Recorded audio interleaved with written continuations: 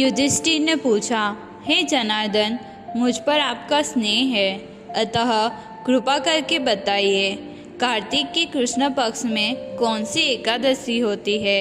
इस एकादशी को करने से क्या पुण्य मिलता है?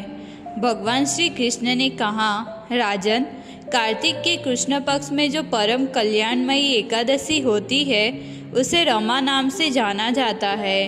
रमा परम उत्तम है और बड़े बड़े पापों को हरने वाली है। पूर्व काल में मुचुकुंद नाम से एक राजा था जो भगवान विष्णु के परम भक्त और सत्य प्रतिज्ञ थे। निष्कंटक राज्य का शासन करते हुए उस राजा के यहाँ पुत्री का जन्म हुआ जिसका नाम चंद्रभागा रखा। राजा ने उसका विवाह चंद्रसेन के पुत्र शोभन के साथ करवाया। एक समय शोभन अपने ससुर के घर आए। उसी समय रमा एकादशी आने वाली थी।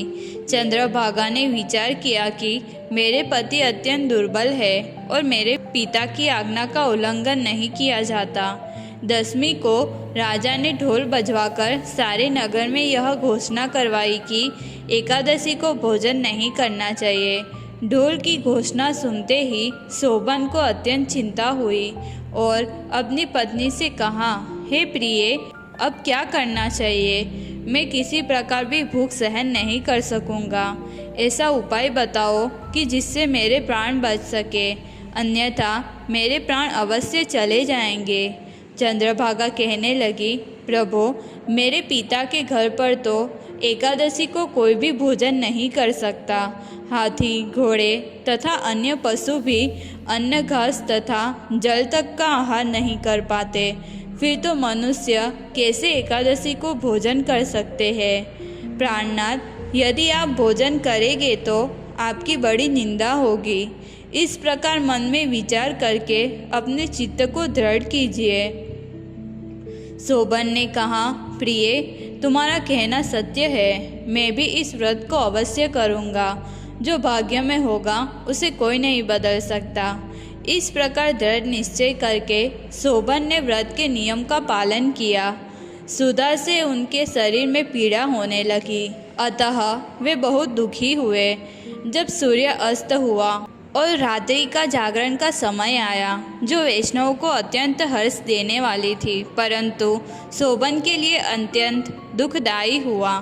प्रातःकाल होते होते शोभन के प्राण निकल गए। राजा मुचुकुंद ने राजोचित काष्ठों से शोभन का दाह संस्कार कराया। चंद्रभागा पति के पारलौकिक कर्म करके पिता के ही घर पर रहने लगी। रमा एकादशी के व्रत के प्रभाव से शोभन को मंदराचल पर्वत पर धन धान्य से युक्त देवपुर प्राप्त हुआ। वह अत्यंत सुंदर रत्न और वैदूर्य मणि जटित स्वर्ण के खंभों पर निर्मित अनेक प्रकार की स्फटिक मणियों से सुशोभित भवन में बहुमूल्य वस्त्राभूषणों तथा छत्र व चवर से विभूषित सिंहासन पर आरूढ़ ऐसा शोभायमान होता था मानो दूसरा इंद्र विराजमान हो। राजा मुचुकुंद के नगर में सोम शर्मा नाम से एक ब्राह्मण रहते थे। वे तीर्थ यात्रा के प्रसंग से घूमते हुए मंदराचल तक पहुंच गए। वहां उन्हें शोभन दिखाई दिए। राजा के दामाद को पहचान कर वे उनके समीप गए। शोभन भी उन्हें पहचान गए और शीघ्र ही आसन से उठकर खड़े हो गए और उन्हें प्रणाम किया।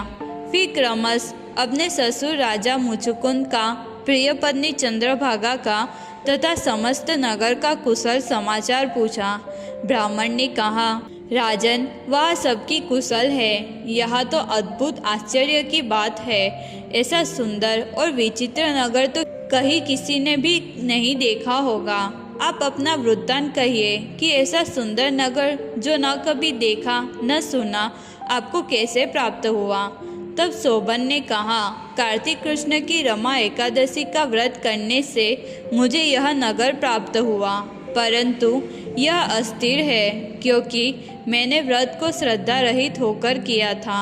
आप मुचुकुंद की कन्या चंद्रभागा को यह सब वृत्तांत कहिएगा। ऐसा सुनकर उस श्रेष्ठ ब्राह्मण ने अपने नगर लौटकर चंद्रभागा से सब वृत्तांत कह सुनाया।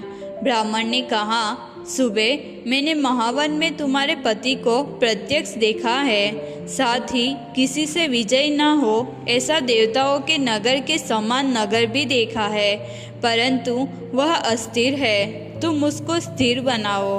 ब्राह्मण के वचन सुनकर चंद्रभागा बड़ी प्रसन्नता से ब्राह्मण को कहने लगी, हे ब्रह्मर्षि, मेरे मन में पति के दर्शन की लालसा लगी हुई है। आप मुझे वहाँ ले चलिए। मैं अपने व्रत के पुण्य से उस नगर को स्थिर बनाऊंगी। चंद्रभागा की बात सुनकर सोम शर्मा उसे साथ ले मंदराचल पर्वत के निकट वामदेव मुनि के आश्रम पर गए। वहाँ ऋषि के मंत्र की शक्ति तथा एकादशी सेवन के प्रभाव से चंद्रभागा का शरीर दिव्य हो गया तथा उसने दिव्य गति प्राप्त कर ली। इसके बाद वह पति के समीप गई। उसी समय उसके नेत्र हर्षोल्लास से खिल रहे थे। अपनी प्रिय पत्नी को आई देख शोभन को बड़ी प्रसन्नता हुई। उन्होंने उसे बुलाकर अपने वाम भाग में सिंहासन पर बिठाया। तदंतर चंद्रभागा ने हर्ष में भरकर अपने प्रियतम से यह प्रिय वचन कहा, नाथ, मैं हित की बात कहती हूँ, सुनिए। पिता के घर में रहते समय जब मेरी अवस्था 8 वर्ष से अधिक हो गई, तभी से लेकर आज तक मैंने जो एकादशी व्रत किए हैं और उनसे मेरे भीतर जो पुण्य संचित हुआ है, उसके प्रभाव से यह नगर कल्प के अंत तक स्थिर रहेगा तथा सब प्रकार से मनोवांछित वैभव से समृद्धिशाली होगा।